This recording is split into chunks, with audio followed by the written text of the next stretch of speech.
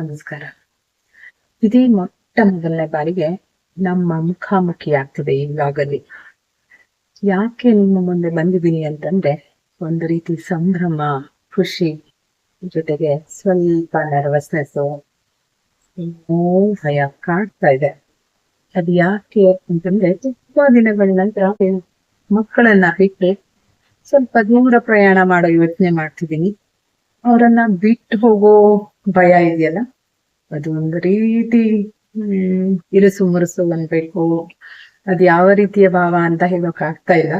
ಆದ್ರೆ ಸ್ವಲ್ಪ ಟೆನ್ಷನ್ ಅಂತ ಹೇಳ್ಬೋದು. ಟೆನ್ಷನ್ ಆಗ್ತಿದೆ.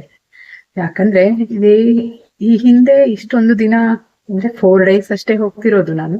ಆದ್ರೂ ಇಷ್ಟು ದಿನ ಅವ್ರನ್ನ ಬಿಟ್ಟು ಎಲ್ಲೂ ಹೋಗಿದ್ದಿಲ್ಲ. ಈಗ ಅವ್ರನ್ನ ಸ್ಕೂಲಿಗೆ ಕಳಿಸ್ಬೇಕು, ಬೆಳಿಗ್ಗೆ ಬೇಗ ರೆಡಿ ಮಾಡಿ ಸ್ಕೂಲಿಗೆ ಕಳಿಸ್ಬೇಕು. ಅದು ಹೇಗೆ ಮ್ಯಾನೇಜ್ ಮಾಡ್ತಾರೋ ಅನ್ನೋದು. ಅವರ ಅಪ್ಪ ಒಬ್ಬರಿಂದ ಆಗೋ ಕೆಲಸ ಇದಲ್ಲ. ಹಂಗಾಗಿ ಅಜ್ಜಿಯನ್ನ ಕರ್ಸ್ಕೊತಿದೀನಿ. ಅಜ್ಜಿ ಹತ್ರ ಮ್ಯಾನೇಜ್ ಮಾಡಕ್ ಆಗತ್ತಾ? ನೀವೇ ನೋಡಿದಿರಲ್ಲ, ತುಂಬಾ ತರಲೆ ತುಂಬ್ರು ಇವರು. ಬೆಳಿಗ್ಗೆ 7ಕ್ಕೆಲ್ಲ ಎದ್ದು ಟಿಫಿನ್ಗೆ ಅವ್ರಿಗೆಲ್ಲ ಸ್ನಾನ ಮಾಡಿಸಿ, ಬೆಳಿಗ್ಗೆ ತಿಂಡಿ ಕೊಟ್ಟು ತಿನ್ಸಿ ಕಳಿಸಿ, ಮತ್ತೆ ಅವ್ರ ಬಾಕ್ಸ್ಗಳನ್ನ ತುಂಬಿ, ಮಧ್ಯಾಹ್ನ ಊಟಕ್ಕೆ ಬೇರೆ ಬಾಕ್ಸ್ಗಳನ್ನ ತುಂಬಿ, ಇಷ್ಟೆಲ್ಲ ಮಾಡಿ ನಮ್ಮಮ್ಮ ಕಳಿಸ್ಬೇಕಿದೆ. ಹೇಗೆ ಮ್ಯಾನೇಜ್ ಮಾಡ್ತಾರೆ ಅನ್ನೋದೇ ಟೆನ್ಷನ್. ಬಿಟ್ಟು ಹೇಗೆ ಇರ್ತಾರೆ ಅನ್ನೋ ಭಯ ನನಗಿಲ್ಲ, ಬಟ್ ಅವ್ರನ್ನ ಮ್ಯಾನೇಜ್ ಮಾಡೋದು ಹೇಗೆ ಅನ್ನೋ ಟೆನ್ಷನ್ ಸ್ವಲ್ಪ ಆಗ್ತಿದೆ. ಇದೆಲ್ಲದರ ಜೊತೆಗೆ ನಾನು ನಿಮ್ ಜೊತೆ ಹಂಚ್ಕೋಬೇಕಾಗಿರೋದು ಒಂದು ವಿಷಯ ಇದೆ. ಅದು ಏನೋ ಒಂದು ರೀತಿಯ ಪವಾಡ ಅಂತಾರಲ್ಲ, ಅದು ಎಲ್ಲರ ಲೈಫಲ್ಲೂ ಆಗತ್ತಾ? I don't know. ನನಗೆ ಅದು ಒಂದು ರೀತಿ ವಿಚಿತ್ರವಾದ ಸನ್ನಿವೇಶ ಅನ್ನಿಸ್ತಿದೆ. ನಾನು ಸಾಮಾನ್ಯವಾಗಿ ಅಲ್ಲಿ ತುಂಬಾ ಜನ ಫ್ರೆಂಡ್ಸ್ ಎಲ್ಲ ಎಲ್ಲಾದ್ರೂ ಹೋಗೋಣ ಅಂತ ಹೇಳಿದ ತಕ್ಷಣ ಮೊದ್ಲು ಯೋಚನೆ ಮಾಡೋದು ಮಕ್ಕಳ ಬಗ್ಗೆ. ಹೇಗೆ ಬಿಟ್ಟು ಬರೋದು ಅವ್ರನ್ನ ನೋಡೋಣ ಅಂತೀನಿ. ಆದ್ರೆ ಈ ಸಾರಿ ನಮ್ಮಕ್ಕ ಹೋಗೋಣ ಅಂತ ಕೇಳಲು ನಾನು ಥಟ್ಟಂತ ಸರಿ ಅಂದ್ಬಿಟ್ಟೆ. ಹೇಗಂದೆ ಗೊತ್ತಿಲ್ಲ. ಹಾಗೆ ಹೇಳಿ 1 ತಿಂಗಳಾಗಿರ್ಬೇಕು, 1 monthವರೆಗೂ ನಾನು ಸರಿ ಅಂತ ಹೇಳಿದ್ದೀನಿ. ಹೋಗೋದು ಹೇಗೆ ಯಾವ ಯೋಚನೆಗಳು ಬಂದಿಲ್ಲ. ನಂತರ ಟಿಕೆಟ್ ಬುಕ್ ಮಾಡಬೇಕಾಗಿ ಬಂತು. ಅಲ್ಲಿಗೆ ಹೋಗೋದಕ್ಕೆ 3 ದಾರಿ. ಒಂದು ಬಸ್ಸಲ್ಲಿ ಹೋಗಬೇಕು, ಟ್ರೈನಲ್ಲಿ ಹೋಗಬೇಕು, ಇಲ್ಲ ಫ್ಲೈಟಲ್ಲಿ ಹೋಗಬೇಕು. ಬಸ್ಸಲ್ಲಿ ಟ್ರೈನಲ್ಲಿ ರೂಲ್ಡ್ ಔಟ್, ಅಷ್ಟು ದಿನ ಸ್ಪೆಂಡ್ ಮಾಡೋದಕ್ಕೆ ಸಾಧ್ಯ. ಹಾಗಾಗಿ ಫ್ಲೈಟಲ್ಲಿ ಹೋಗೋದು ಅಂತ ಡಿಸೈಡ್ ಆಯಿತು. ಅಕ್ಕ ಬುಕ್ ಮಾಡಬೇಕಲ್ಲ, ಮೊದಲೇ ಬುಕ್ ಮಾಡ್ಕೋಬೇಕಾಗಿದೆ. ಬುಕ್ ಮಾಡುವಾಗ ಯಾವ ಡೇಟಿಂದ ಯಾವ ಡೇಟ್ವರೆಗೆ ಆಗುತ್ತೆ ನಿಮಗೆ, ಇಂಥ ಡೇಟ್ ಅಂತ ಫಿಕ್ಸ್ ಮಾಡಿದ್ಳು.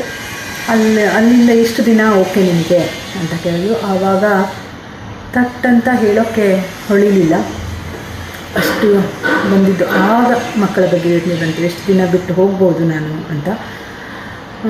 ಫಸ್ಟು 2 days ಅಂತ ಆಯಿತು. ನಂತರ ಯಾಕೋ ಇನ್ನೊಂದು ದಿನ ಜಾಸ್ತಿ ಇರೋಣ ಅನ್ನಿಸ್ತು. ನಂತರ ಇನ್ನೊಂದು ದಿನ ಜಾಸ್ತಿ ಅಂತ ಒಟ್ಟು 4 days ಅಂದ್ಕೊಂಡೆ.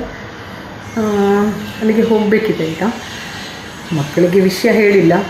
ಅವರು ಅಮ್ಮ ಇರಲ್ವಲ್ಲ 4 ದಿನ, ನಾ ಫುಲ್ ಗಮ್ಮತ್ತು ಮಾಡ್ಬೋದು ಅಂತ ಖುಷಿ ಪಡ್ತಾರೋ, ಅಥವಾ ಹೇಗೆ ಅಮ್ಮ ನಮ್ಮನ್ನು ಬಿಟ್ಟು ಹೋಗ್ತಿದ್ದಾಳಲ್ಲ, ಕರ್ಕೊಂಡು ಹೋಗಲಿ ಅಂತ ಒಳ್ಳೆ ಮಾಡ್ತಾರೋ ಏನೋ ಗೊತ್ತಿಲ್ಲ.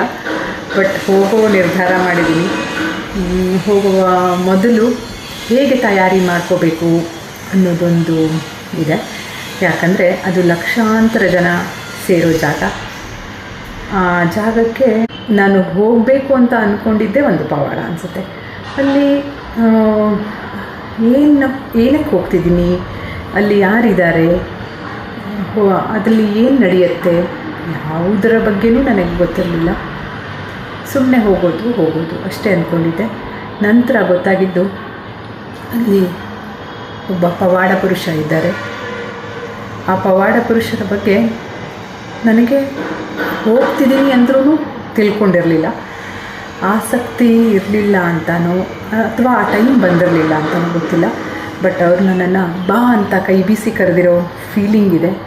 ಅವರು ಕರೆದ ಮೇಲೆ ನಾನು ಹೋಗ್ತೀನಿ ಅಂತ ಅಂದ್ಕೊಂಡ ಮೇಲೆ ಒಂದಿಷ್ಟು ಅವರ ಬಗ್ಗೆ ತಿಳ್ಕೊಳ್ಳೋ ಯೋಚನೆ ಮಾಡಿದೆ.